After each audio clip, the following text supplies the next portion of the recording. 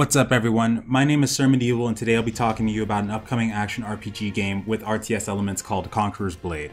We were recently notified that the open beta for this game starts on January 26th and I felt encouraged to give my take on it from what we've seen so far.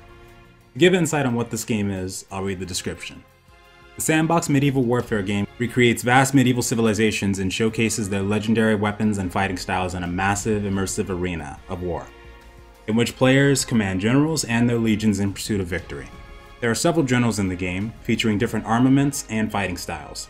Generals may deploy multiple weapons with a unique set of skills that can be acquired and unlocked as players level up. Player armies consist of legions that can vary from up to 16 to 40 men. Each legion features different skills and takes a unique battle formation onto the field.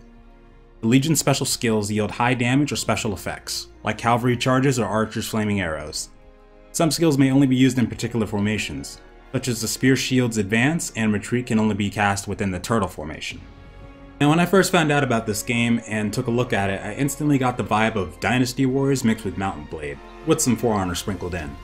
But immediately after receiving the announcement email for the open beta, I started doing some digging for more gameplay videos, and I found that this game looks oddly similar to a far less known game that was released on Steam through early access in 2016, known as Tiger Knight: Empire War, but like a more modern and in-depth version of it. This game expands much more on the combat side of things, graphics, and features as opposed to Tiger Knight, but it does worry me because of what Tiger Knight turned out to be. Will this game fall prey to the same issues Tiger Knight continues to suffer from to this day, or will it take the concept and renovate it into something new? There's some very big issues with Tiger Knight that I can already see this game potentially having if the developers aren't both careful and dedicated to seeing it through, and if it's not well received by the community to ensure it has a steady population. Tiger Knight's matchmaking was incredibly exploitable. The way it works is the troops you bring into battle have levels. You start with level 1 troops like everybody else, and as time goes on you'll be able to purchase higher level troops with better gear and stats. Your equipment system is tied to this, so when you purchase new upgrades for your troops, you get those for your character as well. The queue system tries to balance this out by ensuring people with level 1 troops won't end up in a game with people that have like level 10 troops, for instance. They try to keep it at either level 1 or 2 or 3 max. The problem with this is, you can still equip gear from a level 10 troop on your character and queue with level 1 troops to gain a significant advantage over other players.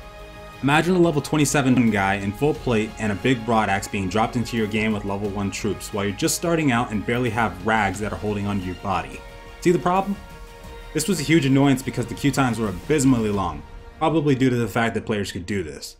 When queue times started to get longer in the higher level queues, players could simply switch to lower tier troops and find easy games, more than likely with people that are just starting out in the game. This looks like it could happen in Conquerors if they don't develop a system against it. What's worse is the seemingly pay-to-win cash shop they had in Tiger Knight.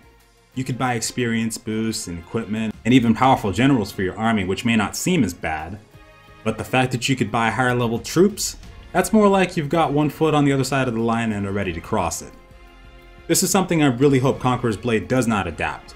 I have yet to find any information regarding its payment model, but I'm starting to lean more towards free-to-play, which worries me because of what could potentially be in the cash shop, which it would probably have if it is free-to-play. Another thing about Tiger Knight is its optimization was terrible, not to mention the servers. If you played every day, you were guaranteed to get at least one game where someone or a few people on your team or the opposite team would disconnect in the middle of a match.